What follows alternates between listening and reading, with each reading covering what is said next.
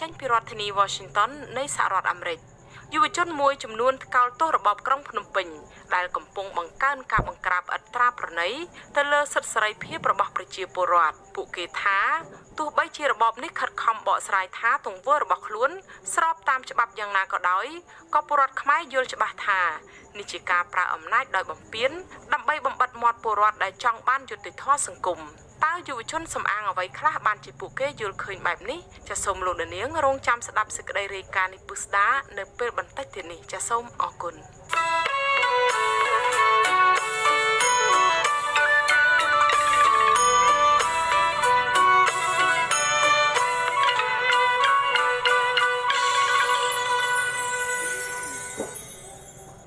នាងកញ្ញាប្រិមនអ្នកស្ដាប់ជាទីមេត្រីមន្ត្រីសង្គមស៊ីវិលយល់ថា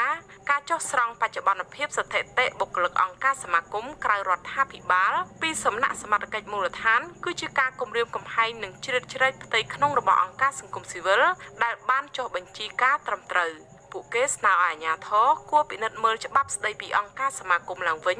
មុននឹងមកធ្វើការចុះត្រួតពិនិត្យបែបនេះចាលោកមានរិទ្ធរាយការណ៍មួយទៀតពីព័ត៌មាននេះប្រធានសមាគមប្រជាធិបតេយ្យឯករាជ្យនៃសេដ្ឋកិច្ចក្រៅប្រព័ន្ធលោកវ៉ុនពៅឲ្យដឹងថាអធិការខណ្ឌមានជ័យលោកមេងវិមានតារាបានចុះស្រង់បច្ចុប្បន្នភាពស្ថិតិបុគ្គលិកនៅសមាគមរបស់លោកម្ដងរួចមកហើយកាលពីឆ្នាំ2019លោកបន្តថានៅក្នុងស្ថានភាពនយោបាយកំពុងចម្រូងចម្រាសបែបនេះអាជ្ញាធរមូលដ្ឋានបែរជាជូនដំណឹងពីការចុះត្រួតពិនិត្យម្ដងទៀតដោយទាមទាររូបថតប្រធានសមាគមបុគ្គលិកខ្មែរនិងបរទេសឈ្មោះនិងរចនាសម្ព័ន្ធរបស់សមាគមលោកជាថ្មីម្ដងទៀតលោកលើកឡើងថាសមាគមរបស់លោកបានអនុវត្តទៅតាមលក្ខន្តិកៈដែលមានចែងនៅក្នុងច្បាប់និងតម្កល់នៅក្រសួងមហាផ្ទៃក៏ប៉ុន្តែច្បាប់មិនបានតម្រូវឲ្យអាជ្ញាធរមូលដ្ឋានមកស្រង់ទិន្នន័យឬតម្រូវឲ្យបញ្ជូនរបាយការណ៍របស់សមាគមអង្គការក្រៅរដ្ឋាភិបាលទៅឲ្យមន្ត្រីថ្នាក់មូលដ្ឋានបែបនេះនោះឡើយលោកយល់ថាការចុះឆែកឆេរស្រង់ទិន្នន័យដោយមិនមានលិខិតពីក្រសួងមហាផ្ទៃបែបនេះគឺជាការធ្វើផ្ទុយពីច្បាប់និងជាការគំរាមកំហែងលក្ខណៈបែបនេះខ្ញុំគិតថាវាជាការបង្ហាញពីការជឿជ្រែកកិច្ចការផ្ទៃក្នុងរបស់អាជ្ញាធរមានសមត្ថកិច្ចចំពោះអង្គការសង្គមស៊ីវិលជាពិសេសអង្គការវិទ្យារបស់កម្មករយើងគឺជាអង្គការដែលបម្រើគុំដោយមិនគិតប្រាក់កម្រៃមិនគិតប្រាក់ចំណូលអញ្ចឹងខ្ញុំគិតថាអង្គការយើងសមាគមយើងគួរតែត្រូវបានលើកទឹកចិត្តពីសំណាក់អាជ្ញាធររដ្ឋមិនមែនមានការមកសុំឆែករបាយការណ៍សុំឆែកបុគ្គលិកឆែកអីប្រម៉ូទទិន្នន័យអញ្ចឹងទេហើយយកវត្តរូបវត្តអីអញ្ចឹងទេព្រោះអ្វីវត្តរូបយើងបានអង្គការសួងមកតែរួចស្រេចបាច់ហើយអញ្ចឹងខ្ញុំគិតថាវាជារឿងមួយដែលគិតថារដ្ឋគួរតែពិចារណាឡើងវិញអំពីចំណុចនេះអធិការខណ្ឌមានជ័យលោកមេងវិមានតារាបញ្ជាក់ក្នុងលិខិតជូនដំណឹងចុះថ្ងៃទី3កញ្ញាទៅសមាគមប្រជាធិបតេយ្យឯករាជ្យនៃសេដ្ឋកិច្ចក្រៅប្រព័ន្ធថាកម្លាំងនគរបាលនៃអធិការដ្ឋានខណ្ឌមានជ័យសហការជាមួយសាលាសង្កាត់ស្ទឹងមានជ័យទី1នឹងចុះទៅស្រង់បច្ចុប្បន្នភាពស្ថិតិកម្មករនិយោជិតខ្មែរនិងបរទេសនឹងត្រួតពិនិត្យទៅលើរចនាសម្ព័ន្ធនៃសមាគមរបស់លោកវ៉ុនពៅនៅថ្ងៃទី7ខែកញ្ញាខាងមុខនេះនេះផ្នែកសន្តិសុខនៃអធិការដ្ឋាននគរបាលខណ្ឌមានជ័យលោកផិនផលប្រាប់អាស៊ីសេរីថាការចុះទៅស្រង់បច្ចុប្បន្នភាពស្ថិតិបុគ្គលិករបស់សមាគមប្រជាធិបតេយ្យឯករាជ្យនៃសេដ្ឋកិច្ចក្រៅប្រព័ន្ធនេះគឺដើម្បីងាយស្រួលនៅក្នុងការគ្រប់គ្រងការស្នាក់នៅឬការគ្រប់គ្រងមន្ត្រីដែលបម្រើការងារនៅក្នុងស្ថាប័នមួយនេះលោកបន្តថាទោះបីជាក្រសួងមហាផ្ទៃអនុញ្ញាតច្បាប់ឲ្យសមាគមអង្គការក្រៅរដ្ឋាភិបាលពិតមែនក៏ប៉ុន្តែពួកគេត្រូវធ្វើលិខិតជូនដំណឹងទៅអាជ្ញាធរនៅប៉ុស្តិ៍ឬរដ្ឋបាលដែលនៅគៀកនឹងទីតាំងនោះដើម្បីឲ្យឃុំឬក៏សង្កាត់ទាំងនោះបានដឹងឮអំពីចំនួនអង្គការឬសហគ្រាសដែលបានចុះបញ្ជីនៅទីតាំងនោះ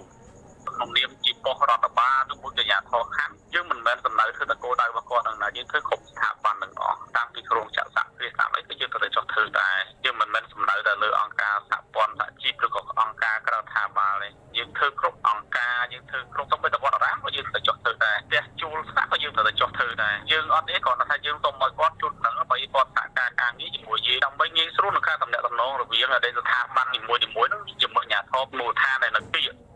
ទោះជាមានការបកស្រាយបែបនេះក្តីការចុះទៅត្រួតពិនិត្យអង្គការមិនមែនរដ្ឋាភិបាលដែលសកម្មរឿងការពារសិទ្ធិមនុស្សនេះកើតមានឡើងបន្ទាប់ពីអគ្គស្នងការរងនគរបាលជាតិលោកឆៃស៊ីណារិតកាលពីថ្ងៃទី31សីហាបានណែនាំឲ្យស្នងការដ្ឋាននគរបាលខេត្តនីមួយៗ និងស្ថាប័នអង្គភាពពាក់ព័ន្ធពង្រឹងនៅកិច្ចការរបស់ខ្លួននិងធ្វើផែនការសកម្មភាពសន្តិសុខដើម្បីទប់ស្កាត់សកម្មភាពរបស់ក្រុមអ្នកគាំទ្រគណៈបកសង្គ្រោះជាតិដែលលោកហៅថាជាក្រុមឧទាមក្រៅច្បាប់មេប៉ូលីសផ្កាយ4រូបនេះបានចោទអង្គការសមាគមក្រៅរដ្ឋាភិបាលមួយចំនួនថាទទួលបានថវិកាពីអង្គការដៃគូអន្តរជាតិដើម្បីអនុវត្តផែនការយុទ្ធសាស្ត្ររបស់ខ្លួនគឺពង្រឹងកម្លាំងយុវជនដោយបណ្ដុះបណ្ដាលពួកគេនិងពលរដ្ឋនៅតាមមូលដ្ឋានឲ្យក្លាយជាអ្នកកាសែតប្រជាជនអ្នកនាំពាក្យសមាគមការពារសិទ្ធិមនុស្សអាត់ហុកលោកសឹងសានករណាមានប្រសាសន៍ថាអង្គការសង្គមស៊ីវិលទាំងអស់សុទ្ធតែបានចុះបញ្ជីជាមួយក្រសួងមហាផ្ទៃហើយច្បាប់អង្គការសង្គមស៊ីវិលមិនមានបញ្ជាក់អំពីការអនុញ្ញាតឲ្យអាជ្ញាធរមានសមត្ថកិច្ចត្រូវចុះទៅត្រួតពិនិត្យនៅក្នុងស្ថាប័នរបស់ពួកគេនោះទេលោកបន្តថាសកម្មភាពរបស់សមត្ថកិច្ចដែលធ្វើឡើងដោយគ្មានច្បាប់អនុញ្ញាតបែបនេះគឺជាការបង្ហាញឲ្យឃើញថាវាជាសកម្មភាពខុសច្បាប់របស់សមត្ថកិច្ចទាំងនោះនិងជាការគំរាមកំហែងដល់បុគ្គលិកអង្គការនៅក្នុងស្ថាប័ននោះ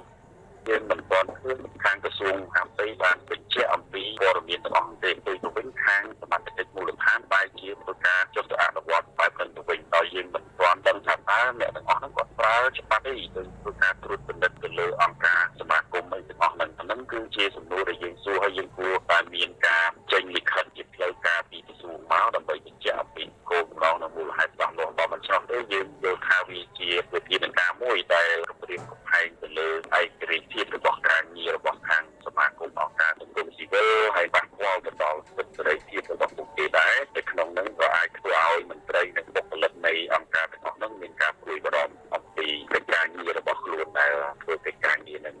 កាលពីថ្ងៃទី3កញ្ញាអាជ្ញាធរបានចុះទៅជំរឿនស្រង់ស្ថិតិនៅឯទីស្នាក់ការកណ្ដាលរបស់សមាគមគ្រូបង្រៀនកម្ពុជាឯករាជ្យនិងសហព័ន្ធសហជីពកម្ពុជាដែលជាសមាជិកសហភាពសហជីពកម្ពុជារបស់លោករងឈុនផងដែរ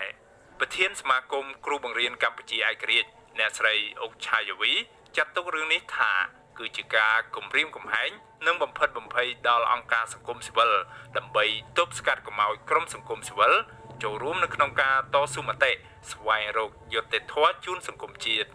ខ្ញុំបាទមេរិតអាស៊ីសេរីរាយការណ៍ពីរដ្ឋធានី Washington ចាលោកនាងកញ្ញាប្រិយមិត្តអ្នកស្ដាប់ជាទីមេត្រីព្រះភិក្ខុលួនសុវត្ថិដែលសកម្មក្នុងកិច្ចការការពារសិទ្ធិមនុស្សនឹងបានបង្ខំប្រតិភេទប្រកាយចាក់ចោលស្រុកកំណើតដើម្បីរួចផុតពីការធ្វើទុកបុកម្នេញពីអាជ្ញាធរមានថេរដីកាថារបបក្រុងភ្នំពេញបានប្រើល្បិចស្មោកគ្រោកគ្រប់រូបភាពដើម្បីបោសសម្អាតសកម្មជនរួមទាំងព្រះសង្ឃផង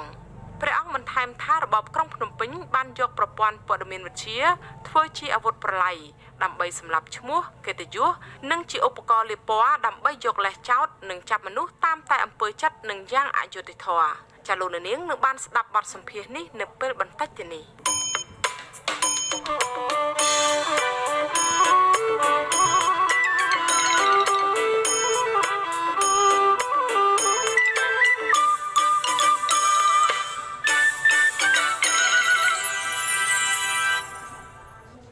នាងកញ្ញាប្រិយមិត្តអ្នកស្ដាប់ជាទីមេត្រីសេចក្តីរាយការណ៍ពីខេត្តស្ទឹងត្រែងវិញម្ដង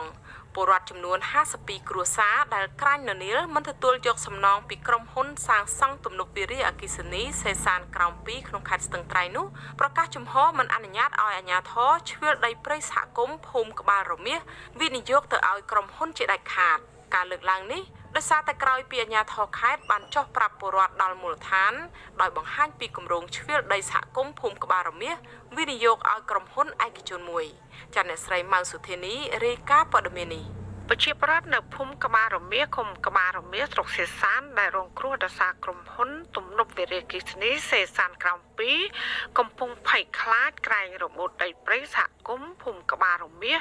ដែលមានទំហំជិត 9,000 ហិកតាគ្រប់គ្រងនៅក្រុមហ៊ុនឯកជនហៅថាជៀសមិនផុត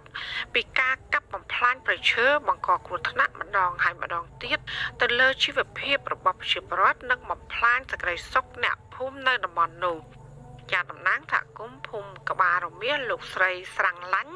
ឲ្យដឹងនៅថ្ងៃទី4ខែកញ្ញាថាថ្មីនេះអាជ្ញាធរខេត្តបានគម្រាមបង្ខំឲ្យអ្នកភូមិឯកភាពទៅលើគម្រោងកាត់ជ្រឿលដីសហគមន៍វិនិយោគឲ្យក្រុមហ៊ុនហើយអាជ្ញាធរនឹងទុកដី400ហិកតាឲ្យប្រជាពលរដ្ឋអាស្រ័យផល លោកស្រីថាអាញាធរប្រមានថាគេនឹងអនុវត្តវិធានការនេះហើយប្រសិនបើប្រដ្ឋណាបដិសេធនឹងអនុវត្តច្បាប់លោកស្រីត្អូញតែថាប្រិយសហគមន៍ភូមិក្បាលរមាសគឺជាអាយុជីវិតរបស់អ្នកភូមិចាក្នុងនោះគឺមានព្រៃអារក្សព្រៃកប់សពនិងដីចំការវល់ជុំជាដើមហើយប្រសិនបើអាញាធរដកហូតពួកគេនឹងលំបាកវេទនាកាន់តែធ្ងន់ធ្ងរខាងខេត្តគេថាដីនឹងបានកំណត់ឲ្យក្រុមហ៊ុនហើយมันអាចចុះឲ្យសហគមន៍បានទេចុះមុននឹងកំណត់ឲ្យក្រុមហ៊ុនអស់ហើយនឹងមិនក៏มันពិភាក្សាពីគ្រោះយោបល់ជាមួយសហគមន៍ឲ្យដឹងផងប្រជាពលរដ្ឋគេមិនកើតទុកមិនសុខចិត្តទេតវ៉ានៅការទន្ទាដីនេះឡើងវិញគេមកនឹងដាក់គម្រាមកំហែងជនជាដើមភាគតិចភ្នងរូបនេះបន្ថែមទៀតថាភូមិកំណត់របស់ពួកគេបានคล้ายជាអាងតុកទឹកនៃទំនប់វារីអគ្គិសនីសេសានក្រំ2តាំងពីឆ្នាំ2017មកហើយថាប្រជាពលរដ្ឋ52គ្រួសារដែលក្រាញននៀលមិនទទួលសំណងបានរំកិលមករស់នៅទីទួលសុវត្ថិភាពយ៉ាងលំបាកជាង3ឆ្នាំមកហើយលោកស្រីបន្ថែមថាពួកគេសម្រេចចិត្តមិនទទួលសំណង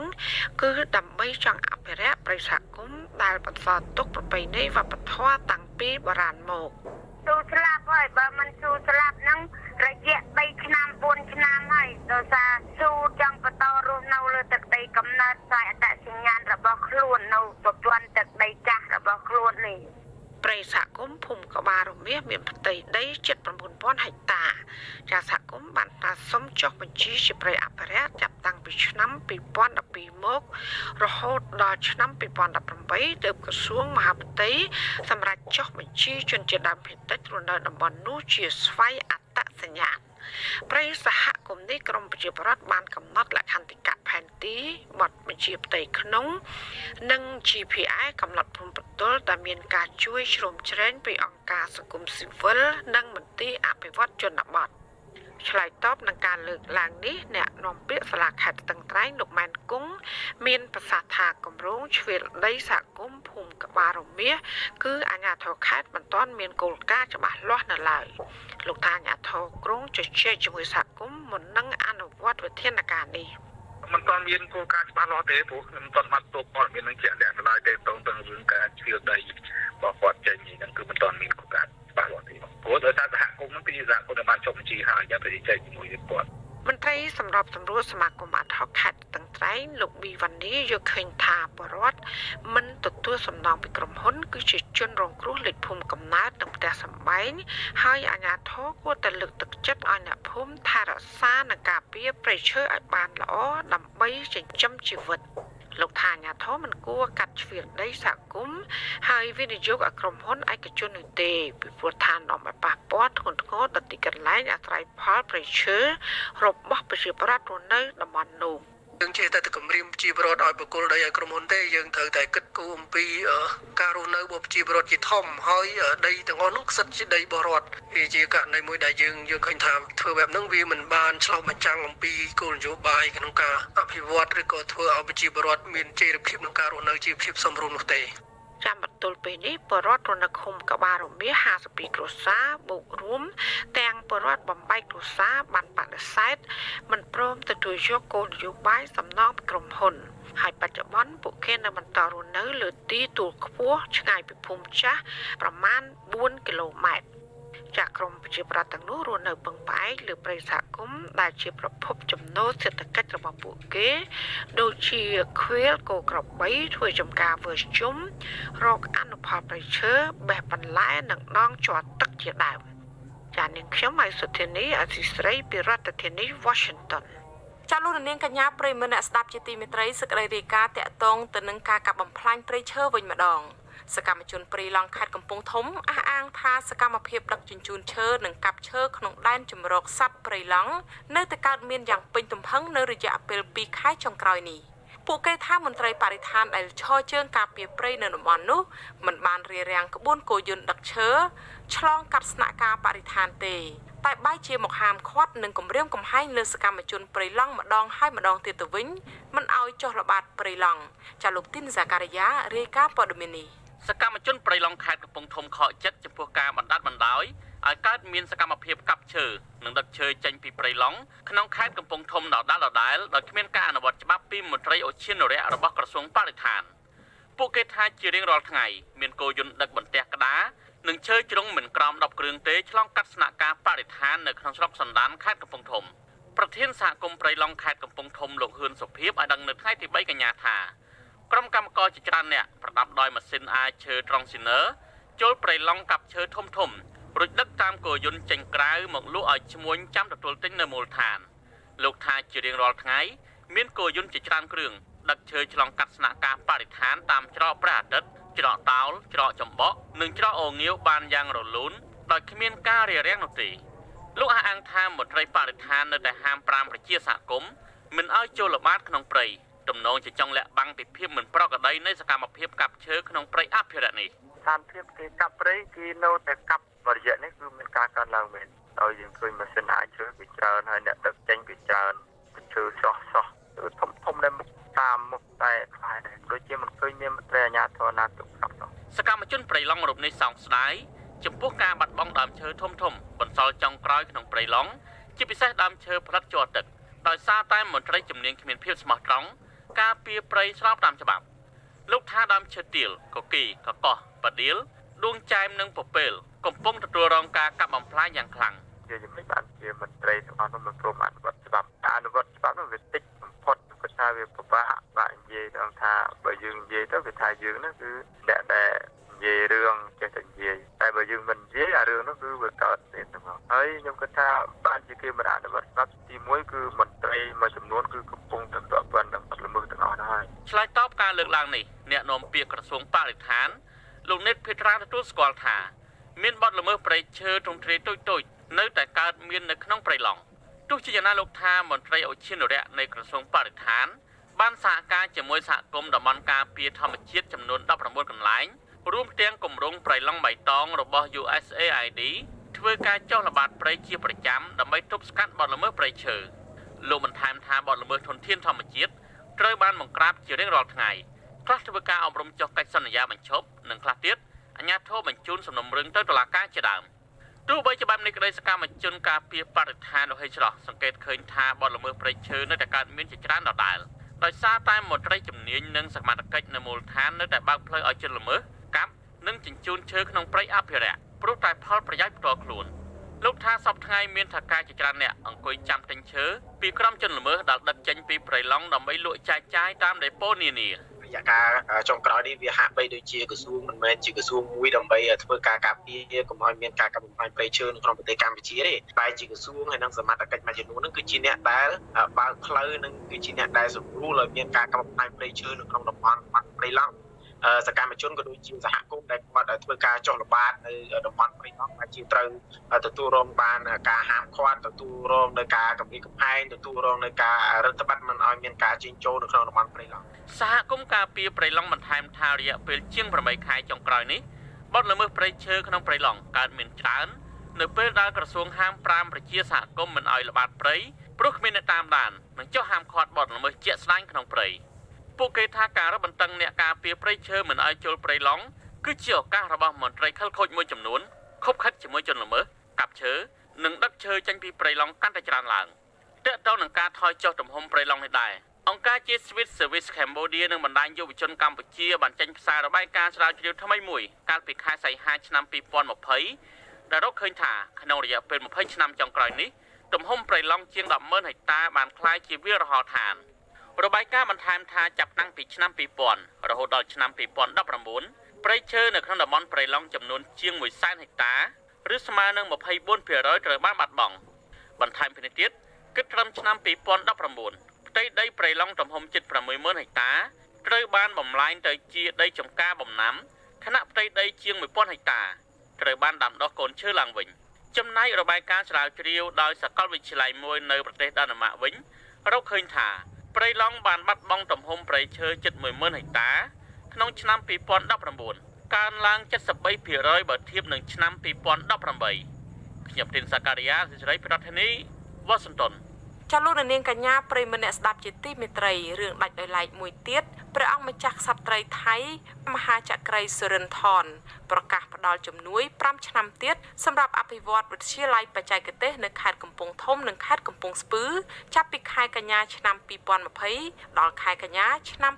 2025ខាងមុខសេចក្តីប្រកាសព័ត៌មានរបស់ស្ថានទូតកម្ពុជាប្រចាំប្រទេសថៃកាលពីថ្ងៃទី2ខែកញ្ញាឲ្យដឹងថាកិច្ចព្រមព្រៀងនេះត្រូវបានចុះហត្ថលេខានៅទីក្រុងបាងកកដោយឯកអគ្គរដ្ឋទូតកម្ពុជាលោកអ៊ុកសុភ័ណ្ឌតំណាងរដ្ឋមន្ត្រីការបរទេសកម្ពុជានិងរដ្ឋមន្ត្រីក្រសួងការបរទេសថៃលោកដនប្រមុតវិន័យក្នុងសេចក្តីប្រកាសបង្ហាញថាគោលបំណងនៃជំនួយនេះគឺដើម្បីចូលរួមអភិវឌ្ឍប្រព័ន្ធអប់រំប្រកបដោយគុណភាពសម្រាប់យុវជនតាមរយៈការផ្តល់អាហារូបករណ៍ដល់សិស្សនិស្សិតនិងមន្ត្រីរាជការកម្ពុជាចំនួនជាង2000នាក់ចាប់ផ្ដើមតាំងពីឆ្នាំ2005ដល់ឆ្នាំ2020នាយកវិទ្យាស្ថានបច្ចេកវិទ្យាកំពង់ឈើទាលខេត្តកំពង់ធំលោកប៊ិចសៀងបានប្រាប់កាសែតភ្នំពេញប៉ុស្តិ៍ថាជំនួយរបស់ម្ចាស់ក្សត្រីមហាចក្រីសុរិន្ទរនេះបានចាប់ផ្ដើមតាំងពីឆ្នាំ2000មកដោយបានសាងសង់វិទ្យាល័យកំពង់ឈើទាលចាលោកនាងកញ្ញាប្រិមនអ្នកស្ដាប់ជាទីមេត្រីសេចក្តីរាយការណ៍តាក់ទងទៅនឹងការរីករាលដាលនៃជំងឺ Covid-19 ប្រទេសអូស្ត្រាលីនិងដៃគូអភិវឌ្ឍន៍មួយចំនួនកាលពីថ្ងៃទី4ខែកញ្ញាម្សិលមិញបានផ្ដល់រថយន្តសង្គ្រោះបន្ទាន់ចំនួន10គ្រឿងដល់ខេត្តចំនួន10នៅក្នុងប្រទេសកម្ពុជាតាមរយៈគម្រោងលើកកម្ពស់គុណភាពនិងសមត្ថភាពសុខាភិបាលទំព័រ Facebook របស់ស្ថានទូតអូស្ត្រាលីដកស្រង់សម្ដីឯកអគ្គរដ្ឋទូតអូស្ត្រាលីប្រចាំប្រទេសកម្ពុជាលោកប៉ាប់លូកុងថារថយន្តសង្គ្រោះបន្ទាន់ថ្មីនេះគឺជាផ្នែកមួយនៃការឆ្លើយតបជាបន្ទាន់ចំពោះការរីករាលដាលនៃជំងឺ Covid-19 នៅប្រទេសកម្ពុជាលោកបន្តថាការផ្ដល់រថយន្តទាំងនេះស្ថិតនៅក្នុងគម្រោងលើកកម្ពស់គុណភាពនិងសមត្ថភាពសុខាភិបាលដែលជាហិរញ្ញប្បទានរួមគ្នារវាងរដ្ឋាភិបាលកម្ពុជាប្រទេសអូស្ត្រាលីប្រទេសអាល្លឺម៉ង់សាធារណរដ្ឋកូរ៉េនិងធនាគារពិភពលោកថាវិការចំនួន$50 លានអូស្ត្រាលីឬប្រមាណ$36 លានលើគម្រោងលើកកម្ពស់គុណភាពនិងសមត្ថភាពសុខាភិបាលបានជួយប្រមូលផ្ដុំគ្រឿងបរិក្ខារបន្ទាន់មួយចំនួនដូចជារថយន្តសង្គ្រោះបន្ទាន់ម៉ាស៊ីនជំនួយដកដង្ហើមព្រមទាំងការគាំទ្រដល់មូលដ្ឋានសុខាភិបាលចំនួន1300ក្នុងប្រទេសទាំងមូលគិតត្រឹមថ្ងៃទី4ខែកញ្ញាកម្ពុជាមាន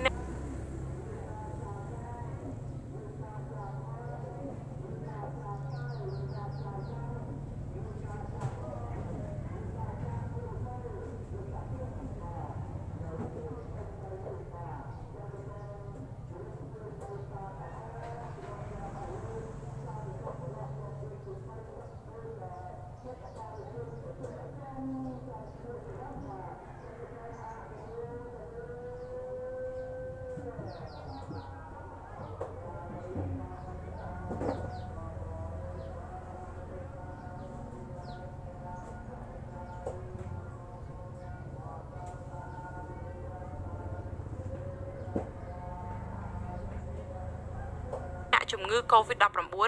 ស្របចំនួន274នាក់និងបានជាសះស្បើយចំនួន272នាក់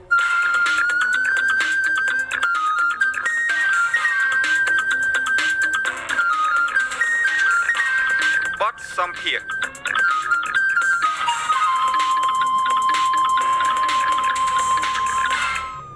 នាងកញ្ញាប្រិយមិត្តអ្នកស្ដាប់ជាទីមេត្រីព្រះសង្ឃខ្មែរដែលសកម្មក្នុងកិច្ចការការពារសិទ្ធិមនុស្សនិងបានបង្ខំប្រតិភេទប្រកាយចាក់ចោលស្រុកកំណើតដើម្បីរួចផុតពីការធ្វើទុកបុកម្នេញពីអាជ្ញាធរមានថេរដីកាថា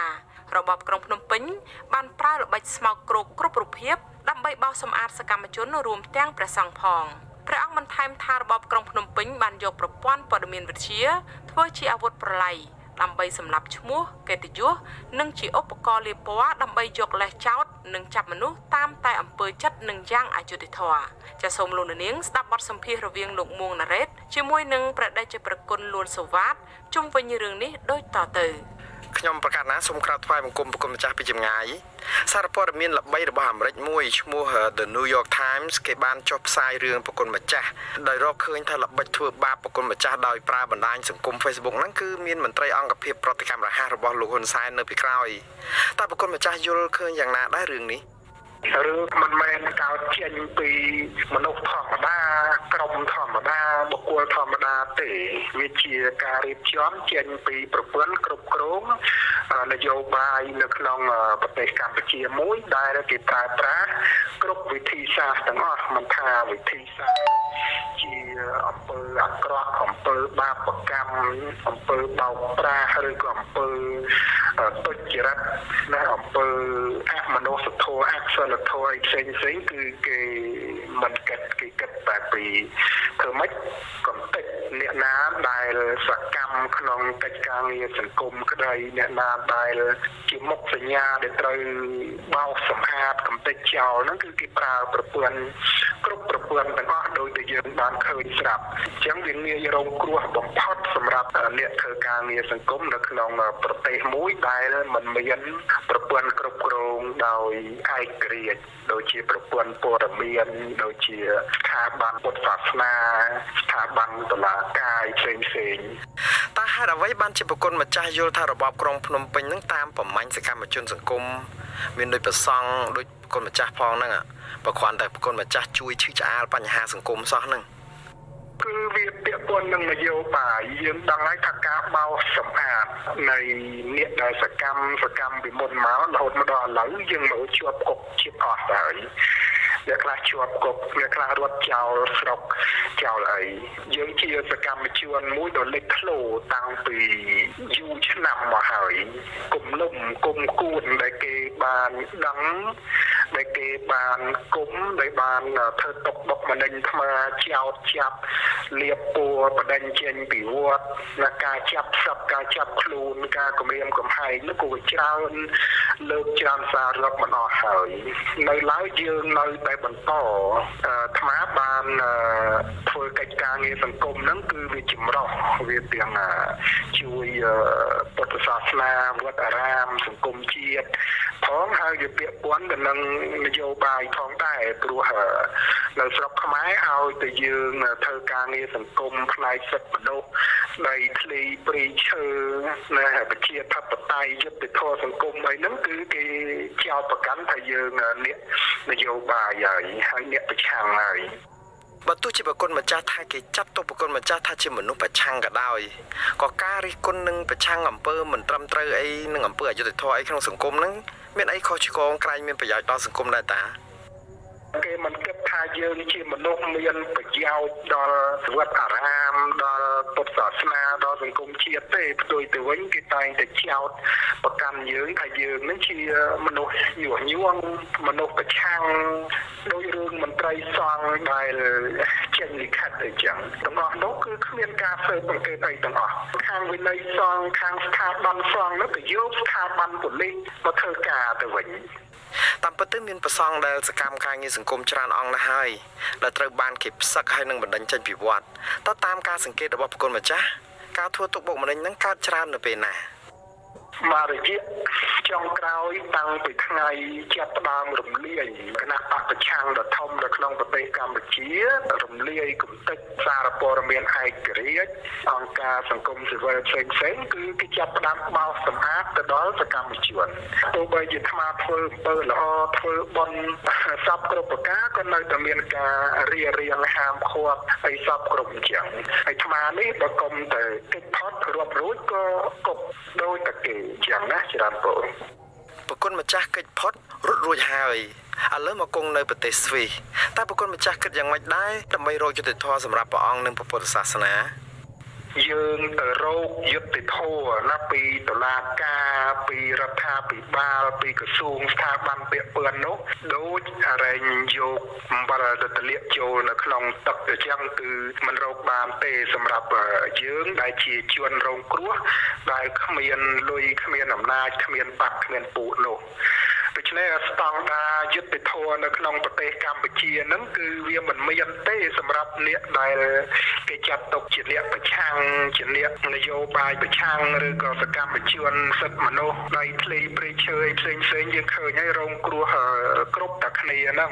បើប្រគុណម្ចាស់មិនជឿលើប្រព័ន្ធយុត្តិធម៌កម្ពុជាផងតើធ្វើម៉េចទើបមានយុត្តិធម៌បាន ចំពោះថ្មអំពើល្អឬក៏អំពើអាក្រក់យុត្តិធម៌ឬអយុត្តិធម៌ហ្នឹង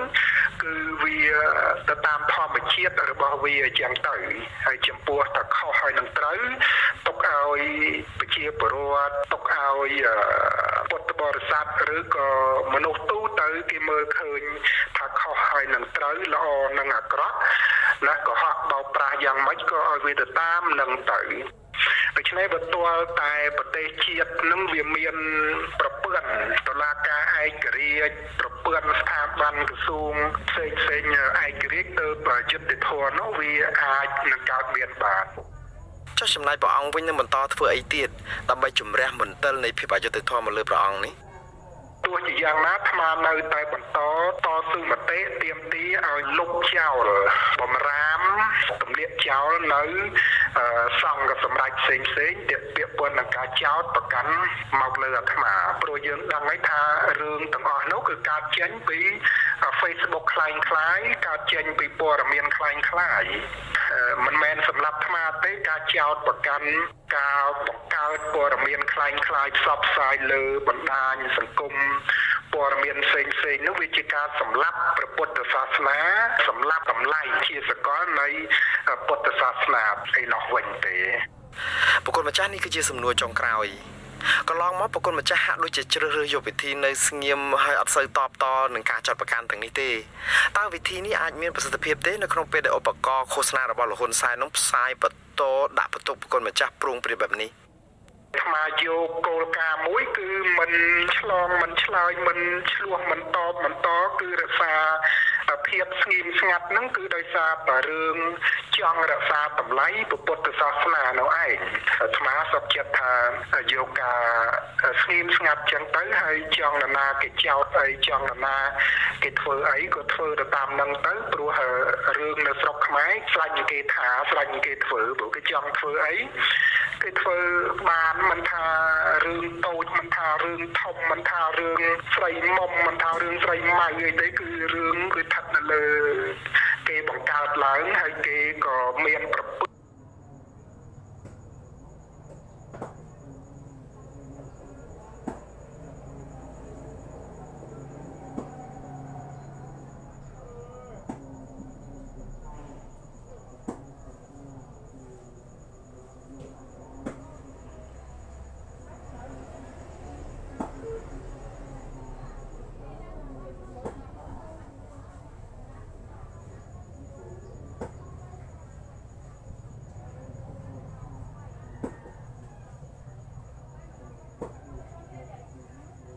អល់សង្គមពិតប្រាកដនោះគឺរបបលោកហ៊ុនសែនលោកថាទង្វើរបស់សកម្មជននិងយុវជនជាហូរហែមកនោះគឺស្របតាមច្បាប់តែរបបក្រុងភ្នំពេញបានប្រើលេសអនុវត្តច្បាប់ចាប់ចងនិងចោទប្រកាន់ពួកគេទាំងបំពេញលោកជឿថាការបង្ក្រាបរបស់អាជ្ញាធរលើក្រុមអ្នករិះគន់នេះគឺដើម្បីតែទិសដៅរក្សាអំណាចវងត្រកូលឲ្យលោកហ៊ុនសែនតែប៉ុណ្ណោះអាជ្ញាធរតែងតែធ្វើបាបប្រជាពលរដ្ឋខ្មែរតែងតែចាប់សកម្មជនគណៈបកប្រឆាំងចាប់សកម្មជនបរិស្ថានសង្គមស៊ីវិលអីជាដើមហ្នឹងអានេះគឺជារឿងមួយដែលបង្កចលាចលលើខ្លួនឯងតាជាពលរដ្ឋបានគោរពច្បាប់ហើយសង្គមស៊ីវិលគណៈបកប្រឆាំងបានគោរពច្បាប់ពេញលេញនៅក្នុងប្រទេសកម្ពុជាហើយប៉ុន្តែអ្នកដែលរំលោភច្បាប់ប្រកាសហ្នឹងគឺរបបក្រុងភ្នំពេញខ្លួនឯងទេស្រដៀងគ្នានេះសមាជិកក្រុមយុវជនខ្មែរថាវរៈកញ្ញាសូមេតាជឿថារបបលោកហ៊ុនសែនភ័យខ្លាចនៅពេលឃើញសកម្មជននិងក្រុមយុវជនកាន់តែច្រើនប្រើប្រាស់សិទ្ធិរបស់ខ្លួនក្នុងការសម្ដែងមតិនិងជួបប្រជុំដោយសន្តិវិធីកញ្ញាថាហេតុដូច្នេះហើយទើបអាជ្ញាធរបង្កើនការបង្ក្រាបយ៉ាងខ្លាំងដើម្បីបំបិទសិទ្ធិពលរដ្ឋកញ្ញាមើលឃើញថាស្ថានភាពបច្ចុប្បន្នអាជ្ញាធរលែងយកច្បាប់ជាធំហើយពលគឺអាជ្ញាធររំលោភសិទ្ធិពលរដ្ឋធ្ងន់ធ្ងរនិងរំលោភច្បាប់ទាំងកំរោលទោះបីជាយ៉ាងណាកញ្ញាបញ្ជាក់ថាកញ្ញានិងយុវជនដទៃទៀតនៅតែបន្តតវ៉ាទាមទារដើម្បីឲ្យអាជ្ញាធរដោះលែងអ្នកជាប់ឃុំដោយអយុត្តិធម៌ដដែលដោយមិនខ្លាចការគំរាមរបស់អាជ្ញាធរឡើយ សូមអាជ្ញាធរជាពិសេសថ្នាក់ដឹកនាំកម្ពុជាសប្តាហ៍នេះសូមឲ្យគាត់បញ្ឈប់ជាបន្ទាន់រាល់ការចាប់ចងរាល់ការគំរាមកំហែងបំបិទសិទ្ធិប្រជាពលរដ្ឋមិនឲ្យសម្ដែងមតិហើយមួយទៀតខ្ញុំចង់ផ្ញើសារទទូចទៅដល់ប្រជាពលរដ្ឋនៅពេលនេះយើងគួរតែក្រោកឈរសម្ដែងមតិហើយទាមទារសិទ្ធិសេរីភាពយើងមកវិញកាលណាដែលយើងសង្ងំស្ងៀមគេកាន់តែបានចិត្តតាមចាប់ចងហើយធ្វើបាបពួកយើងបន្តហើយ ប្រតិកម្មធ្ងន់ធ្ងរពីសំណាក់ក្រមយុវជននេះគឺដោយសារតែរបបក្រុងភ្នំពេញបានបង្កើនការចាប់ចងសកម្មជននិងយុវជនកាន់តែច្រើនឡើងជាលំដាប់ក្នុងរយៈពេល1ខែចុងក្រោយនេះដោយសារតែពួកគេតវ៉ាទាមទារឲ្យមានយុត្តិធម៌សង្គមអាជ្ញាធរបានចាប់ខ្លួនលោករងឈុនកាលពីចុងខែកក្កដាហើយក្រោយមកបានចាប់ខ្លួនមនុស្សចំនួន6នាក់ទៀតដែលចូលរួមតវ៉ាឲ្យដោះលែងមេសហជីពនិងជាអ្នកឃ្លាំមើលបញ្ហាព្រំដែនរូបនេះ លុះមកដល់ថ្ងៃទី3ខែកញ្ញាអាជ្ញាធរបានចាប់ខ្លួនយុវជនមេដាធម្មជាតិ3នាក់ទៀតពាក់ព័ន្ធនឹងករណីញុះញង់អាជ្ញាធរក៏បានបង្ក្រាបដោយហិង្សាលើក្រុមស្ត្រីជាប្រពន្ធសកម្មជនគណបក្សសង្គ្រោះជាតិនៅពេលពួកគេតវ៉ាដោយសន្តិវិធីស្នើសុំឲ្យតុលាការដោះលែងប្តីរបស់ពួកគាត់ឲ្យមានសេរីភាពឡើងវិញដែរអាជ្ញាធរក៏បានបង្ក្រាបដោយហិង្សាលើក្រុមស្ត្រីជាប្រពន្ធសកម្មជនគណបក្សសង្គ្រោះជាតិនៅពេលពួកគេតវ៉ាដោយសន្តិវិធីស្នើសុំឲ្យតុលាការដោះលែងប្តីរបស់ពួកគាត់ឲ្យមានសេរីភាពវិញផងដែរក្រៅពីនេះអាជ្ញាធរបានបណ្តោយឲ្យក្រុមសន្តិសុខខណ្ឌ7មករាបៀតបៀនគេខ្មាស់ក្រុមយុវតីដែលតវ៉ាដោយសន្តិវិធីម្ដងហើយម្ដងទៀតដោយគ្មានចំណាត់ការផ្លូវច្បាប់លើក្រុមសន្តិសុខទាំងនោះឡើយ ជាងនេះទៅទៀតអាជ្ញាធរបានប្រមានយុវជននិងព្រះសង្ឃមិនអោយប្រមូលផ្ដុំសម្ដែងមតិដោយសន្តិវិធីដែលគ្រោងធ្វើនៅទីលានប្រជាធិបតេយ្យនោះឡើយក្រោមហេតុផលថាបាតុកម្មនេះអាចប៉ះពាល់ធ្ងន់ធ្ងរដល់សន្តិសុខសង្គមនិងសណ្ដាប់ធ្នាប់សាធារណៈឆ្លើយតបទៅនឹងការរិះគន់របស់យុវជននេះអ្នកនាំពាក្យគណៈបកកណ្ដាលអំណាចលោកសុកអេសានថ្លែងការពីចំណាត់ការទាំងនេះថាជាការអនុវត្តច្បាប់លោកអះអាងថារដ្ឋាភិបាលមិនព្រួយបារម្ភពីការធ្វើបាតកម្មទ្រង់ទ្រាយធំដោយការយល់ឃើញរបស់ក្រមយុវជននោះឡើយព្រោះលោកថាពលរដ្ឋជឿលើការដឹកនាំរបស់រដ្ឋាភិបាលលោកថ្លែងថារាល់មតិដែលប្រឆាំងនឹងរដ្ឋាភិបាលឬគាំទ្រគណៈបកប្រឆាំងគឺជាមតិខុសដែលត្រូវចាត់វិធានការ ទូនាទីភារកិច្ចបរិយារដ្ឋាភិបាលដែលមានចែងក្នុងរដ្ឋធម្មនុញ្ញគឺការពារឯករាជ្យអធិបតេយ្យភាពបូរណភាពទឹកដីបណ្ដាប់ធ្នាប់សាធារណៈសេចក្តីសុខសែនសានរបស់ប្រជាពលរដ្ឋមិនមែនការពារក្រុមជនមកក្តាប់តូចដែលធ្វើបង្កការអុកឡុកទេអានេះត្រូវយល់ ផ្ទុយពីការអះអាងរបស់មន្ត្រីជាន់ខ្ពស់គណៈបកកណ្ដាលអំណាចនេះប្រធានសមាគមបណ្ដាញយុវជនកម្ពុជាលោកអុលវ៉ាន់វិតម្លៃថាការបង្ក្រាបរបស់អាជ្ញាធរលើក្រុមសកម្មជននិងយុវជនក្នុងរយៈពេលចុងក្រោយនេះជាការរំលោភសិទ្ធិពលរដ្ឋធ្ងន់ធ្ងរលោកថាទង្វើបែបនេះជាឥទ្ធិពលអាក្រក់ខ្លាំងធ្វើឲ្យពលរដ្ឋជាពិសេសយុវជនភ័យខ្លាចក្នុងការប្រើប្រាស់សិទ្ធិរបស់ខ្លួនដើម្បីចូលរួមការងារសង្គមនិងនយោបាយលោកស្នើយ៉ាងទទូចដល់រដ្ឋាភិបាលឲ្យបញ្ឈប់ការបង្ក្រាបនិងការបំបិទសិទ្ធិពលរដ្ឋបែបនេះតទៅទៀត ការទប់ស្កាត់នៅការទាមទារក៏ដូចជាការជួបជុំរបស់ពលរដ្ឋដើម្បីទាមទាររកដំណោះស្រាយហ្នឹងកាន់តែធ្វើឲ្យបញ្ហាហ្នឹងធំឡើងហើយខ្លាយទៅជាដំបៅឬក៏គេហៅថាជាមហារាជនៃបញ្ហាហ្នឹងគឺมันអាចដោះស្រាយបានតទៅមុខទៀតទេអញ្ចឹងពីគំនិតរបស់ខ្ញុំគិតថាអាជ្ញាធរឬក៏ដូចជារដ្ឋាភិបាលគួរតែព្យាយាមដោះស្រាយបញ្ហាអយុត្តិធម៌សង្គមបញ្ហាបំផ្លិចបំផ្លាញបរិស្ថានធម្មជាតិហ្នឹងឲ្យបានទាន់ពេលវេលាជាជាងព្យាយាមទប់ស្កាត់សម្លេងនៃការទាមទារដំណោះស្រាយពីប្រជាពលរដ្ឋក៏ដូចជាយុវជនរបស់យើងបាទ រដ្ឋធម្មនុញ្ញចែងថាពលរដ្ឋមានសិទ្ធិចូលរួមយ៉ាងសកម្មក្នុងជីវភាពនយោបាយសេដ្ឋកិច្ចសង្គមគិច្ចវប្បធម៌ព្រមទាំងមានសិទ្ធិធ្វើកោតកម្មនិងធ្វើបាតកម្មដោយសន្តិវិធីច្បាប់រ៉ាប់រងមិនឲ្យមានការរំលោភបំពានលើរូបរាងកាយបុគ្គលណាមួយឡើយហើយច្បាប់ការពារជីវិតកិត្តិយសនិងសេចក្តីថ្លៃថ្នូររបស់ប្រជាពលរដ្ឋ ទោះបីជាយ៉ាងណាក្រុមអ្នកសង្កេតការណ៍វាយតម្លៃថាគោលការណ៍គ្រឹះស្ដីពីសិទ្ធិនិងករណីយកិច្ចរបស់ពលរដ្ឋដែលមានចែងក្នុងរដ្ឋធម្មនុញ្ញនេះមិនត្រូវបានរបបលោកហ៊ុនសែនគោរពឲ្យបានខ្ជាប់ខ្ជួននោះឡើយផ្ទុយទៅវិញរបបនេះច្រើនដាក់ចេញនៅវិធានការចាប់ចងនិងបង្ក្រាបដោយហិង្សាលើពលរដ្ឋនៅពេលពួកគេប្រើប្រាស់សិទ្ធិរបស់ពួកគេដោយស្របច្បាប់ក្រមយុវជនសង្កត់ធ្ងន់ថាការបង្ក្រាបលើពលរដ្ឋបែបនេះមិនមែនជាដំណោះស្រាយឡើយ តែនេះជាការដុតកំហឹងរបស់ពលរដ្ឋ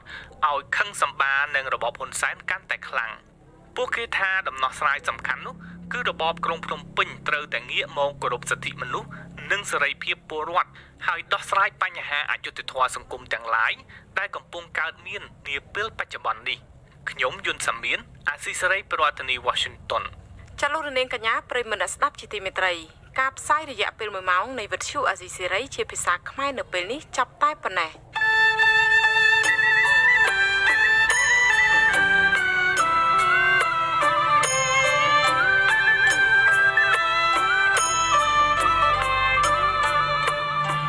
ខ្ញុំសូមជូនពរដល់លោកនាងកញ្ញាព្រមទាំងក្រុមគ្រួសារទាំងអស់ឲ្យជួបប្រកបតែនឹងសេចក្តីសុខចម្រើនរុងរឿងកុំបីឃ្លៀងឃ្លាតឡើយចា៎នេះខ្ញុំខែសុណងព្រមទាំងក្រុមការងារទាំងអស់នៃអាស៊ីសេរីសូមអរគុណនិងសូមជម្រាបលា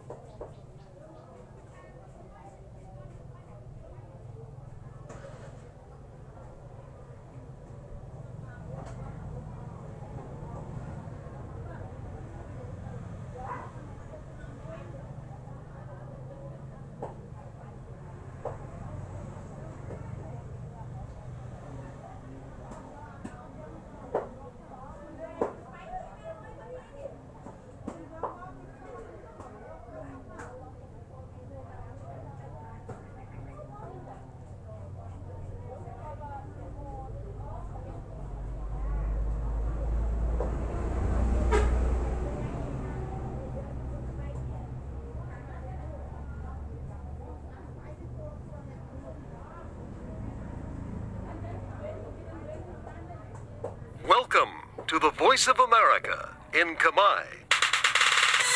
Direct from Washington, the Voice of America, VOA.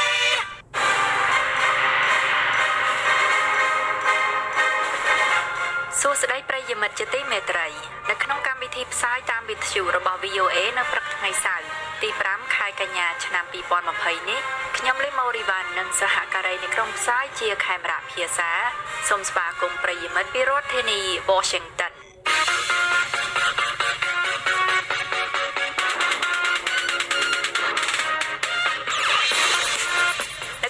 ផ្សាយរបស់ VOA នៅវេលាព្រឹកនេះយើងខ្ញុំមានសេចក្តីរាយការណ៍អំពីស្ត្រីម្នាក់ត្រូវចាប់បោកផ្ទប់នឹងថ្នល់គណៈក្រុមគ្រួសារសកម្មជនអតីតគណៈបក្សសង្គ្រោះជាតិបន្តតវ៉ាកម្ពុជានិងអាមេរិកបញ្ញាពង្រឹងពាណិជ្ជកម្មខណៈមានការព្រួយបារម្ភអំពីប្រព័ន្ធអនុគ្រោះ GSP ដ៏ចម្រូងចម្រាសហើយនឹងបទសម្ភាសន៍របស់ VOA អំពីកម្មវិធី podcast ថ្មីមួយផ្ដល់ការពិភាក្សាអំពីដំណើរវិវត្តនៅកម្ពុជាក្នុងរយៈពេល20ឆ្នាំខាងមុខសូមលោកអ្នកនាងស្ដាប់សេចក្តីលម្អិតនៃសេចក្តីរាយការណ៍និងបទសម្ភាសន៍នេះដែលមានជាបន្តបន្ទាប់ដូចតទៅការតវ៉ាលើកទី11របស់ក្រុមគ្រួសារសកម្មជនគណៈបក្សសង្គ្រោះជាតិដែលកំពុងជាប់ពន្ធនាគារបណ្ដាលឲ្យស្ត្រីម្នាក់រងរបួសដោយសារការចាប់បោកផ្ទប់នឹងថ្នល់មិនចម្ងាយប៉ុន្មានពីតុលាការរាជធានីភ្នំពេញស្ត្រីជនរងគ្រោះជាភរិយារបស់លោកស៊ុនធុនដែលជាអតីតក្រុមប្រឹក្សាស្រុកមកពីគណៈបក្សសង្គ្រោះជាតិនិងកំពុងជាប់ឃុំនៅពន្ធនាគារព្រៃសរលោកសុនរិននៃ VOA រាយការណ៍ពីរាជធានីភ្នំពេញដូចតទៅស្ត្រីម្នាក់ដែលជាភរិយារបស់សកម្មជនបកប្រឆាំងជាប់ពន្ធនាគារកាលពីព្រឹកថ្ងៃសុក្រត្រូវបានសន្តិសុខម្នាក់ចាប់បោកផ្ទប់មួយទំហឹងទៅនឹងថ្នល់បណ្ដាលឲ្យរងរបួសសង្គ្រោះបន្ទាន់ស្ត្រីម្នាក់នោះឈ្មោះសេងចន្ទថនអាយុ48ឆ្នាំមកពីខេត្តកំពង់ធំជាភរិយារបស់លោកស៊ុនថនអតីតក្រុមប្រឹក្សាគណៈបក្សសង្គ្រោះជាតិដែលកំពុងជាប់ពន្ធនាគារព្រៃសរនេះជាការតវ៉ាលើកទី11ដែលក្រុមស្ត្រីជាភរិយានិងក្រុមគ្រួសាររបស់សកម្មជនទាំងនោះបានទាមទារឲ្យដោះលែងក្រុមគ្រួសាររបស់ពួកគេដែលជាក្រុមមន្ត្រីគណៈបក្សសង្គ្រោះជាតិទាំង15នាក់ពួកគេទាំង15នាក់ត្រូវបានចាប់ឃុំខ្លួនដោយសារការអធិប្បាយនិងចែករំលែកព័ត៌មាននានា ពាក់ព័ន្ធនឹងស្ថានភាពសេដ្ឋកិច្ចប្រទេសនិងវិបត្តិជំងឺឆ្លង COVID-19 និងករណីគម្រោងរបស់លោកសំរងស៊ីអតីតប្រធានគណៈបក្សសង្គ្រោះជាតិវិលត្រឡប់ចូលប្រទេសវិញកាលពីខែវិច្ឆិកាឆ្នាំ2019ក្នុងការតវ៉ាកាលពីព្រឹកថ្ងៃសុក្រពួកគេប្រមាណ20នាក់បានព្យាយាមប្រមូលផ្ដុំនៅមុខសាលាដំបងរាជធានីភ្នំពេញប៉ុន្តែត្រូវបានហាមឃាត់ដោយកម្លាំងសន្តិសុខខណ្ឌ7មករារាប់សិបនាក់ការតវ៉ានេះនាំឲ្យមានការរុញទាញហើយពេលនោះស្រាប់តែមានសន្តិសុខម្នាក់ក្នុងឯកសណ្ឋានជាសន្តិសុខខណ្ឌពាក់ម៉ាស់និងមួកកាតិបចាប់ទាញស្ត្រីម្នាក់ឈ្មោះសេងចន្ទថនដែលចងក្បាលនិងក្រមានិងពាក់ម៉ាស់បោកផ្ទប់នឹងថ្នល់ខណៈអ្នកស្រីកំពុងជជែកជាមួយសន្តិសុខផ្សេងទៀតការចាប់ទាញបោកនឹងថ្នល់នេះក៏ត្រូវបានថតវីដេអូនិងបង្ហោះតាមបណ្ដាញសង្គម Facebook ផងដែរអ្នកស្រីសេងចន្ទថនដែលទទួលការព្យាបាលនៅមន្ទីរពេទ្យខ្មែរសូវៀតក្រោយរងរបួសប្រាប់ VOA នៅម៉ោងប្រមាណ2រសៀលថាស្ថានភាពរបស់អ្នកស្រីមានភាពធូរស្រាលក្រោយពេទ្យដាក់សេរ៉ូមនិងអុកស៊ីហ្សែនដែលពីដំបូងឡើយអ្នកស្រីថាពិបាកដកដង្ហើមប៉ុន្តែអ្នកស្រីថាអ្នកស្រីនៅឈឺផ្នែកទ្រូងនិងក្រោមឃ្លាអ្នកស្រីបន្តថាពេទ្យបានឆ្លុះមើលហើយលើកឡើងថាមិនប៉ះពាល់ដល់សួតនោះទេការទាញបោកមួយទំហឹងនេះអ្នកស្រីចាត់ទុកថាជាការធ្វើហួសហេតុខណៈអ្នកស្រីថាក្រុមរបស់អ្នកស្រីតវ៉ាដោយអហិង្សាតែប៉ុណ្ណោះហើយក្នុងគោលបំណងទាមទារយុត្តិធម៌ដល់ក្រុមគ្រួសារដែលជាប់ពន្ធនាគារចាប់ខ្ញុំបោកទៅខ្នល់ដល់បំផុតតែនេះខ្ញុំឆ្លងស្ងៀមខ្ញុំអត់មានសកម្មភាពទៅ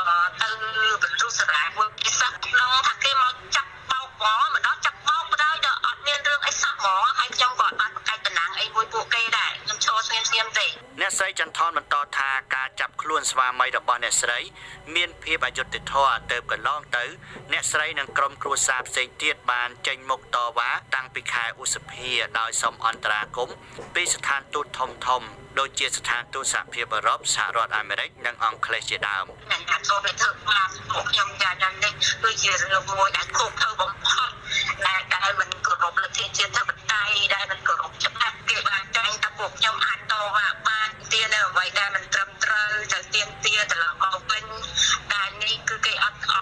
យកច្បាប់មកនិយាយគេយកច្បាប់ព្រៃមកនិយាយចំពោះពួកខ្ញុំតែម្ដងពួកគេនៅព្រឹកថ្ងៃសុក្រនេះក៏មានបំណងសុំអន្តរាគមន៍ពីស្ថានទូតអាល្លឺម៉ង់ផងដែរបន្ទាប់ពីគម្រោងតវ៉ានៅខាងមុខតុលាការអាជ្ញាធរបានអះអាងថាការតវ៉ារបស់ពួកគេមិនមានច្បាប់អនុញ្ញាតអភិបាលខណ្ឌ7មករាលោកលឹមសុភីមានប្រសាសន៍ថាលោកកំពុងប្រជុំមិនអាចអត្ថាធិប្បាយបាននៅពេលដឹងថាអ្នកយកព័ត៌មាន VOA តាក់ទងទៅ VOA មិនអាចសុំការឆ្លើយតបពីអ្នកនាំពាក្យសាលារាជធានីភ្នំពេញលោកមេតមាសភក្តីបានទេនៅថ្ងៃសុក្រនេះអ្នកនាំពាក្យក្រសួងយុតិធម៌មានប្រសាសន៍ថាការតវ៉ាជាសិទ្ធិរបស់ពួកគេប៉ុន្តែលោកថាការណាប្រឆាំងនឹងវិធានការរបស់សមត្ថកិច្ចនោះនឹងមានការប្រើកម្លាំងដើម្បីទប់ទល់តែកាលណាប្រើកម្លាំងវាអាចមានប៉ះទង្គិចគ្នាអញ្ចឹងទេមានតែការគោរពច្បាប់ទេទើបអាចជាផុតពីការប៉ះទង្គិចគ្នាបាននៅពេលសួរថាតើស្ថានភាពដែលកើតឡើងនៅព្រឹកថ្ងៃសុក្រសមាមាត្រនឹងការចាប់បោកផ្ទប់នឹងថ្នល់លោកចិនម៉ាលីនមានប្រសាសន៍ថាខ្ញុំវាអត់នៅក្នុងយើងមិននៅក្នុងហេតុការណ៍អញ្ចឹងទេយើងមិនអាចសន្និដ្ឋានតាមរយៈរូបភាពបានទេក៏ប៉ុន្តែជាគោលការណ៍ច្បាប់សមត្ថកិច្ចអាចប្រើកម្លាំងបានដើម្បីទប់ស្កាត់នៅការតវ៉ាបដិបត្តិភាពហិង្សាផ្សេងៗដែលពៀនច្បាប់លោកអំសំអាតនាយករងទទួលបន្ទុកឃ្លាំមើលនឹងការពារសិទ្ធិមនុស្សនៃអង្គការ Liga do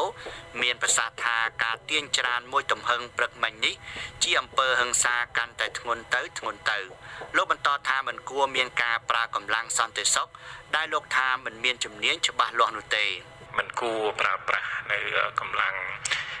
ក្រមសន្តិសុខដែលមិនបានវឹកវើឬជំនាញឲ្យច្បាស់លាស់ឲ្យប្រើប្រាស់តែកម្លាំងបាយហ្នឹងគឺបង្កឲ្យមានអំពើហិង្សាហើយចាត់កាត់ឡើងអំពើហិង្សានេះវាកាន់តែធ្ងន់ទៅហើយលោកអំសំអាតជំរុញឲ្យមានការស៊ើបអង្កេតលើករណីនេះ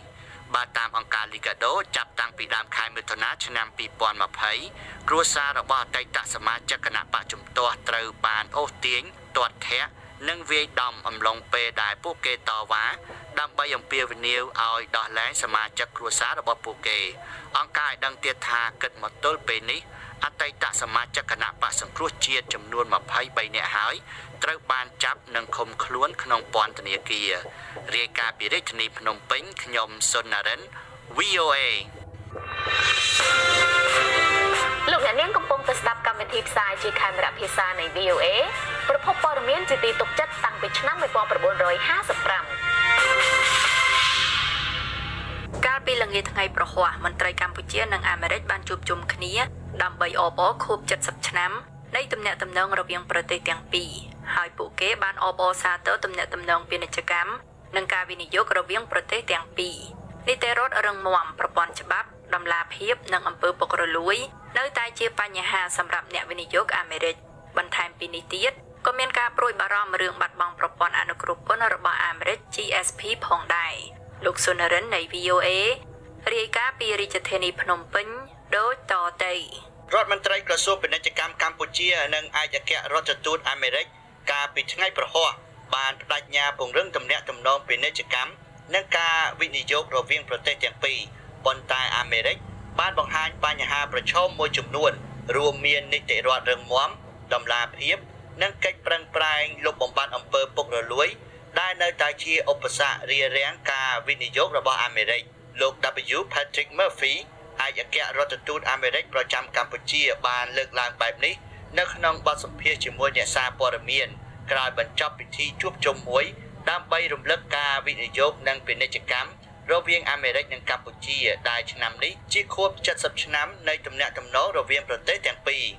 លោក Patrick Murphy បានថ្លែងថាជាធម្មតាការរកស៊ីគឺសម្លឹងទៅមើលផលចំណេញសម្រាប់អ្នកវិនិយោគប៉ុន្តែលោកថានីតិរដ្ឋរឹងមាំតម្លាភាពនិងការមិនមានអំពើពុករលួយគឺជារឿងសំខាន់ដោយសារច្បាប់អាមេរិកមិនអនុញ្ញាតឲ្យមានការរកស៊ីណាមួយជាប់ពាក់ព័ន្ធនឹងអំពើពុករលួយឡើយ Well, primarily companies are looking to increase and improve their profits. So they care most ជាចម្បងក្រុមហ៊ុនអាមេរិកកំពុងសម្លឹងមើលដើម្បីបង្កើននិងធ្វើឲ្យប្រសើរផលិតផលរបស់ពួកគេដូច្នេះពួកគេយកចិត្តទុកដាក់ខ្លាំងបំផុតទៅលើនីតិរដ្ឋរឹងមាំដើម្បីគ្រប់គ្រងការវិនិយោគរបស់ពួកគេនិងការចង់បានតម្លាភាពហើយច្បាប់អាមេរិកមិនអនុញ្ញាតឲ្យមានការពាក់ព័ន្ធនឹងអំពើពុករលួយឡើយនៅពេលដែលមានចំណុចទាំងអស់នេះជាមួយនឹងការធ្វើឲ្យប្រសើរនៅស្ថានភាពវិនិយោគក្រុមហ៊ុនអាមេរិកបន្ថែមទៀតនឹងមកទីនេះលោកបន្តថាក្រុមហ៊ុនអាមេរិកចង់ឃើញប្រជាធិបតេយ្យដ៏រឹងមាំដែលមានន័យថាមាននីតិរដ្ឋរឹងមាំនិងប្រព័ន្ធតុលាការដែលអាចការពារពួកគេបាននៅពេលដែលពួកគេមានចំនួនតាមផ្លូវតុលាការលោកបន្តថាក្នុងរយៈពេល1ឆ្នាំដែលលោកមកបំពេញការងារនៅកម្ពុជា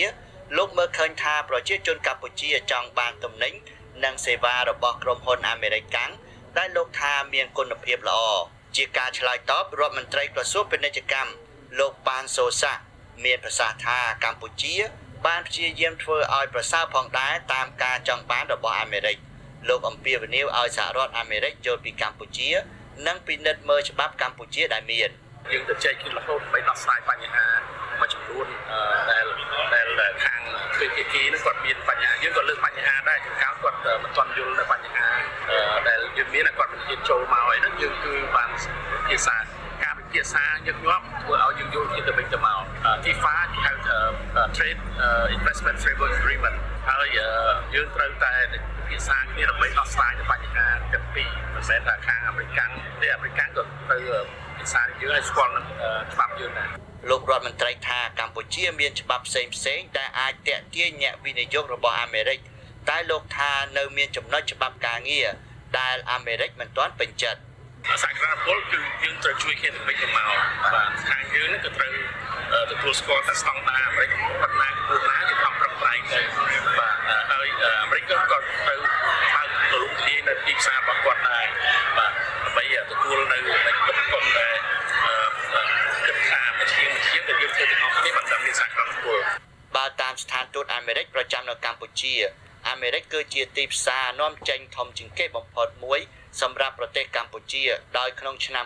2019កម្ពុជាបាននាំចេញទៅអាមេរិកនៅទំនិញដែលមានតម្លៃជិត 5.4000 លានដុល្លារដែលកើនឡើងពី 3.8000 លានដុល្លារអាមេរិកក្នុងឆ្នាំ2018ប៉ុន្តែអាមេរិកបាននាំចូលមកកម្ពុជាតែជាង500លានដុល្លារតែប៉ុណ្ណោះក្នុងឆ្នាំ2019ផលិតផលសំខាន់ជាងគេដែលអាមេរិកនាំចូលមកកម្ពុជាមានរថយន្តចំណីសត្វនិងគ្រឿងម៉ាស៊ីនផលិតផលសំខាន់ជាងគេដែលកម្ពុជានាំចេញទៅអាមេរិកមានសម្លៀកបំពាក់ស្បែកជើងទំនិញសម្រាប់ការធ្វើដំណើរ និងផលិតផលផ្លាស្ទិកនេះបើតាមស្ថានទូតអាមេរិកស្ថានទូតបញ្ជាក់ថាអាមេរិកបានផ្ដល់ឲ្យកម្ពុជានៅការអនុគ្រោះប្រព័ន្ធពាណិជ្ជកម្មនៅក្រោមកម្មវិធីនៃប្រព័ន្ធអនុគ្រោះទូទៅហៅថា GSP ដែលជាការធ្វើឲ្យកម្ពុជាអាចនាំចេញទៅកាន់អាមេរិកដោយមិនបង់ពន្ធគយនៅទំនិញជាង 5,000 មុខនៅក្រោម GSP នេះកម្ពុជាបាននាំទំនិញសម្រាប់ការធ្វើដំណើរដែលមានតម្លៃជិត $1,000 លានទៅកាន់សហរដ្ឋអាមេរិកក្នុងឆ្នាំ 2019 សហភាពអឺរ៉ុបទើបនឹងដាក់ទណ្ឌកម្មផ្នែកពាណិជ្ជកម្មគ្រប់មុខទំនិញលើកលែងសភាវុធឬ EBA ដោយចាប់ផ្ដើមយកពន្ធចំនួន 20% លើទំនិញកម្ពុជាជាការឆ្លើយតបនឹងការរំលោភបំពានជាប្រព័ន្ធនិងយ៉ាងធ្ងន់ធ្ងរលើសិទ្ធិពលរដ្ឋសិទ្ធិនយោបាយក្នុងប្រទេសក្រោយមានការចាប់ខ្លួនលោកកឹមសុខានិងការរំលាយគណៈបកសង្គ្រោះជាតិឯកអគ្គរដ្ឋទូតអាមេរិកលោក Patrick ក៏បានលើកឡើងថាអាមេរិកក៏បានបង្ហាញក្តីបារម្ភនេះហើយក៏បានជជែកជាមួយភាគីកម្ពុជាផងដែរ The European Union made very clear some concerns about human rights and democracy issues. សហភាពអឺរ៉ុបបានបញ្ជាក់យ៉ាងច្បាស់អំពីការបារម្ភមួយចំនួនលើសិទ្ធិមនុស្សនិងប្រជាធិបតេយ្យយើងយល់អំពីការព្រួយបារម្ភនេះហើយយើងក៏មានការព្រួយបារម្ភដូចគ្នានេះដែរហើយនេះជាបណ្ដុំនៃបញ្ហាដែលយើងលើកឡើងទៅរដ្ឋាភិបាលកម្ពុជាដាច់ដោយឡែកលោកឯកអគ្គរដ្ឋទូតបានអំពាវនាវឲ្យកម្ពុជាគោរពតាមលក្ខខណ្ឌដែលតម្រូវដើម្បីរក្សាប្រព័ន្ធអនុគ្រោះនេះដែលនៅក្នុងនោះមានស្តង់ដារខ្ពស់សម្រាប់ការងារដូចជាលក្ខខណ្ឌការងារនិងការគោរពសិទ្ធិក្នុងការបង្កើតសហជីពនិងចូលរួមជាសហជីពជាដើមលោកបន្តថានឹងមានការពិនិត្យឡើងវិញប្រព័ន្ធអនុគ្រោះពន្ធនេះនៅចុងឆ្នាំ 2020 ដោយសភាអាមេរិកកាលពីឆ្នាំមុនតំណាងរាស្ត្រសហរដ្ឋអាមេរិកពីររូបគឺលោក Alan Lowenthal និងលោក Steve Chabot បានស្នើច្បាប់ថ្មីមួយដែលទាមទារឲ្យលោកប្រធានាធិបតី Donald Trump ថ្លឹងថ្លែងរវាងការខូចខាតលទ្ធិប្រជាធិបតេយ្យនិងការដែលកម្ពុជាបន្តទទួលបានឋានៈអនុគ្រោះពន្ធ GSP នៅចំពេលមានការបន្តរំលោភសិទ្ធិមនុស្សនៅកម្ពុជាលោកប៉ៅស៊ីណាប្រធានសហភាពចលនាកម្មករកម្ពុជាបានអំពាវនាវឲ្យមានការថែរក្សាប្រព័ន្ធអនុគ្រោះពន្ធនេះកុំឲ្យបាត់បង់ដោយ EBA លោកបន្តថាបច្ចុប្បន្នរោងចក្រផលិតកាបូបដែលជាផលិតផលធ្វើដំណើរនាំទៅអាមេរិកមានការកើនឡើងក្រោយមានការយកពន្ធពីសហភាពអឺរ៉ុបតែបើសិនបើមានការដក GSP មែនមានន័យថាវានឹងប៉ះពាល់ទៅដល់រោងចក្រទាំងនោះបាទពីព្រោះការនាំចេញត្រូវការបង់ពន្ធអញ្ចឹងការតែបង់ពន្ធវានឹងមានភាពប្រកួតប្រជែងមួយពិបាកលោកខុនថារ៉ូមន្ត្រីសម្របសម្រួលផ្នែកការងារនៃមជ្ឈមណ្ឌលសម្ព័ន្ធភាពការងារនិងសិទ្ធិមនុស្សហៅកាត់ថាសង្ត្រាល់មានប្រសាសន៍ថាហានិភ័យនៃការបាត់បង់ប្រព័ន្ធអនុគ្រោះពន្ធនេះនៅមាននៅឡើយសម្រាប់កម្ពុជាប្រសិនបើមិនមានការលើកកម្ពស់ក្របខ័ណ្ឌគោលនយោបាយដើម្បីលើកកម្ពស់សិទ្ធិការងារនិងសិទ្ធិមនុស្សរាយការណ៍ពីរាជធានីភ្នំពេញខ្ញុំសុននរិន VOA សួស្តីអស់លោកអ្នកស្ដាប់ជាទីមេត្រី VOA យើងខ្ញុំមានកម្មវិធី Hello VOA ពីរលើកក្នុងមួយសប្តាហ៍គឺនៅថ្ងៃច័ន្ទនិងថ្ងៃប្រហ័សយើងខ្ញុំមានភ្ញៀវពិសេសនិងអ្នកជំនាញការនានាពីបញ្ហាផ្សេងរួមមាននយោបាយសិទ្ធិមនុស្សការរំលោភដីធ្លីនិងបញ្ហាសុខភាពបើសិនជាលោកអ្នកចង់ចូលរួមសូមអញ្ជើញទូរស័ព្ទមកលេខ012 51 51 94ឬផ្ញើអ៊ីមែលមកកាន់ hellovoa@voanews.com លោកអ្នកថែមទាំងអាចផ្ញើសំណួរតាមទំព័រ Facebook គឺ facebook.com/voa ខ្មែរហើយបើលោកអ្នកខកខានមិនបានស្ដាប់កម្មវិធី Hello VOA តាមការផ្សាយបន្តផ្ទាល់របស់យើងសូមអញ្ជើញចូលទៅកាន់គេហទំព័រយើង khmer.voanews.com ហើយចុចលើពាក្យ Hello VOA ដែលស្ថិតនៅផ្នែកខាងក្រោមបំផុតដើម្បីស្ដាប់កម្មវិធីនេះឡើងវិញសូមអរគុណ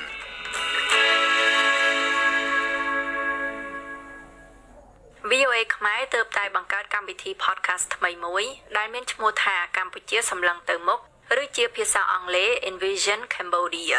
ហើយភាគទី3នៃកម្មវិធីនេះដែលផ្ដោតលើប្រព័ន្ធគាំពារសង្គមទើបតែត្រូវបានចាក់ផ្សាយកាលពីថ្ងៃទី2ខែកញ្ញាកន្លងទៅនេះដែលជាកិច្ចពិភាក្សាស៊ីជម្រៅជាមួយអ្នកស្រាវជ្រាវម្នាក់នៃសៀវភៅកម្ពុជាឆ្នាំ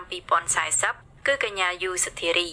ដោយមានកិច្ចសហការជាមួយនឹងវិទ្យាស្ថានវេទិកាអនាគត VOA បានផលិតកម្មវិធី podcast នេះឡើងដែលមានការវិភាគស៊ីជម្រៅទៅលើអនាគតកម្ពុជាក្នុងរយៈពេល20ឆ្នាំទៅមុខដោយផ្ដោតលើវិស័យសំខាន់ៗនានាដូចជាវិស័យសេដ្ឋកិច្ចកសិកម្មការអប់រំនិងបរិស្ថានជាដើម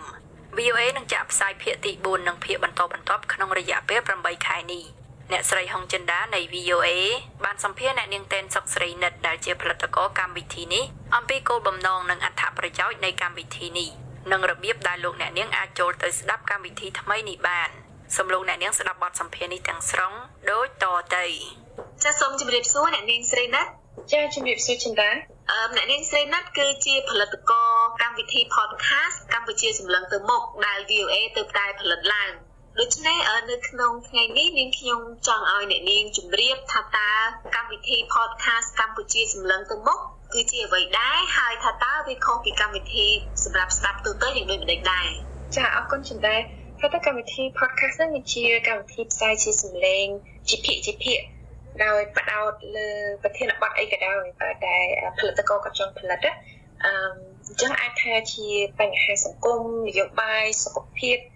សេដ្ឋកិច្ចប្រវត្តិសាស្ត្រឬមួយក៏រឿងរ៉ាវផ្ទាល់ខ្លួនឬមួយក៏រឿងរ៉ាវអ្វីមួយជាដើមហើយកម្មវិធី podcast នេះវាស្រដៀងគ្នាទៅនឹងកម្មវិធីវិទ្យុដែរគ្រាន់តែថា podcast នេះវាត្រូវបានផលិតឡើងជាភាគហើយវិធីនៃការផលិតទៀតសោតនោះគឺវាមានលក្ខណៈសម្បូរបែបត្រង់ថាវាមានការបញ្ចូលសូរតន្ត្រីនិងសំឡេងច្រើនបែបឧទាហរណ៍ថាសំឡេងខ្ចប់ខ្ជុះឬក៏បកគោលាន់អីហ្នឹងត្រូវបានបញ្ចូលទៅក្នុងកម្មវិធី podcast បើសិនជាកម្មវិធី podcast ហ្នឹងផ្ដោតទៅលើបញ្ហាបរិស្ថានទម្រង់បែបផែនជាភាគនឹងការបញ្ចូលសូរតន្ត្រីនិងសំឡេងច្រើនបែបនេះហើយគឺជាលក្ខណៈពិសេសខ្លះដែលធ្វើឲ្យកម្មវិធី podcast ហ្នឹងមានលក្ខណៈខុសគ្នាពីកម្មវិធីស្ដាប់តាមវិទ្យុលក្ខណៈពិសេសមួយទៀតត្រង់ថាកម្មវិធី podcast ហ្នឹងគឺត្រូវបានផ្សព្វផ្សាយតាមប្រព័ន្ធអ៊ីនធឺណិតដូចជាគេហទំព័រឬកម្មវិធីស្ដាប់ជាសំឡេងនានាដូចជា SoundCloud, iTunes, Apple Podcast និង Google Podcast អីជាដើមហ្នឹងហើយការផ្សាយតាមប្រព័ន្ធអ៊ីនធឺណិតនេះធ្វើឲ្យកម្មវិធី podcast ហ្នឹងមានលក្ខណៈទូលំទូលាយដោយហេតុថាអ្នកស្ដាប់គាត់អាចស្ដាប់កម្មវិធី podcast